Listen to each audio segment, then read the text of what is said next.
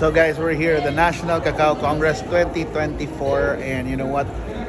They're gathering all the best chocolate makers, cacao suppliers in the Philippines in one venue, and today we're gonna learn more about the plans, you know, on how to market Philippine chocolates and cacao. But today we're gonna check out the booths first, and since I'm early, mag-check sa mga booths, and we're here at the DTI Central Visayas booth.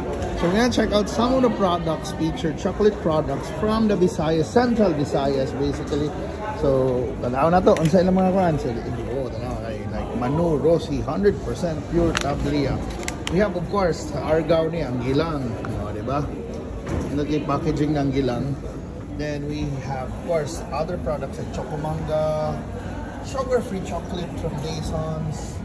Diba? So pwede ka supplier, we also have here Lamak, MPC, cacao briquettes from Lamak, multi-purpose cooperative, and we have artisan tablia even here. So napay more gilang, they have Rachel's homemade special tablia. So muna, so mga local products na daririnas mga we have here the Audrey's Confectionaries na mango bofu, chocolate mango caramel, mango,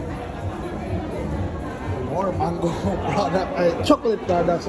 So ma'am, what's your product there, ma'am? You know, my product, hello sir, my name is Audrey. What's your name? I'm Carlo Olanov, Calami, Cebu.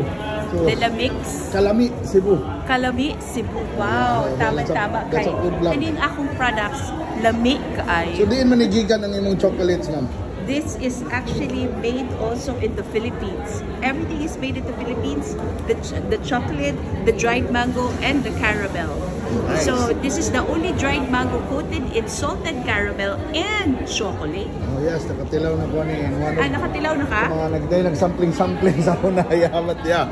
So mana, silingan ra actually may Villa Aurora rin sila ilang office sa Kasambagan. Diba? Oh yeah, that's true. Ako taga Gentle Place no ba? So mana, she is one of the delegates here. She is one of the people who are offering her products here. So mana, dapat i-check out ninyo. There is a DTI 7 booth. So di may lain, Dahlia chocolate, Nico cacao. Hi, Asa sir. na Nico cacao ikan? Locally made from Negros Oriental. Negros, yes, sir. Yes, so dugay naman naghimog chocolate miss. Ga-start me, sir, atong during lockdown. Kaya gahon-hon na kung sa imo ang himong business, and since akong Paris, ganahan man siyang makatabang sa mga local farmers. So kani inyong cacao sourced dyan sa Negros Oriental, sa mga small farmers. Lain-laing area actually, sir, kay gagmay raman sila, like naaray tagpulo, 50 kapunuan, din himo na mo silang association. So, yes. Di magana kato himog chocolate. By myself ra. Awan ang mga pili mo mga YouTube businesses by mga. Pero di bitaw. So far na sa mga ganahan sa mga tao. Actually, nami unong kabok product, sir. Yes. Nasa sweet, dark, 80%, 70%. Nami salt. Crafted salt. Using asin tibuok sa buhol. Asin tibuok. Oh, so nikuha sa albor. So dark chocolate with calamansi of chili.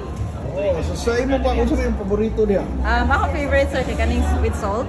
So normally kanimong bars nagpilang nimo retail. Ang amuang regular kaning 60%, 70% o 80, tag 250 per bar. 250. That's 100 grams. Ang among mga special chili, salt o calamansi is 260.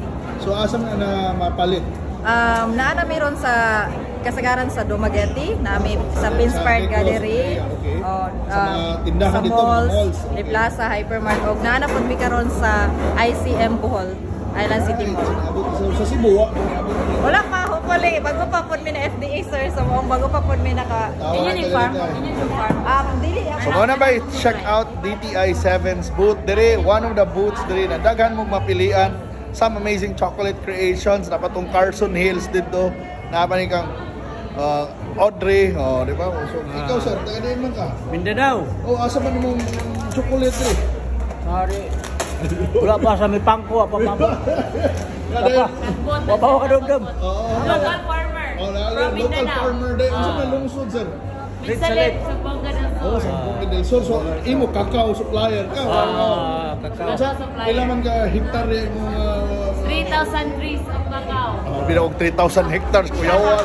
Oh, kuyawan lang na. Bukid pa na mo 3,000 trees. Kakao, ya ka ng 3,000 trees. Pero may normal yield anang usa ka harvest anang. Depende sa peak time. Peak time, dagan. Mga bayubay yun basta ba peak time. Mga pila man nakakuan, pila man naka Mga 500 kilos. kilo sa Pasa. Oh, sa harvest sada pila man naka kapila man na mamunga kay mamunga ng kakao. Siyempre, sige, pamunga. Sige rin Pero nasa nagpamunga. peak season. Ang peak niya na buwan unsa man sa inyong October, lugar. November, December. October, November, December.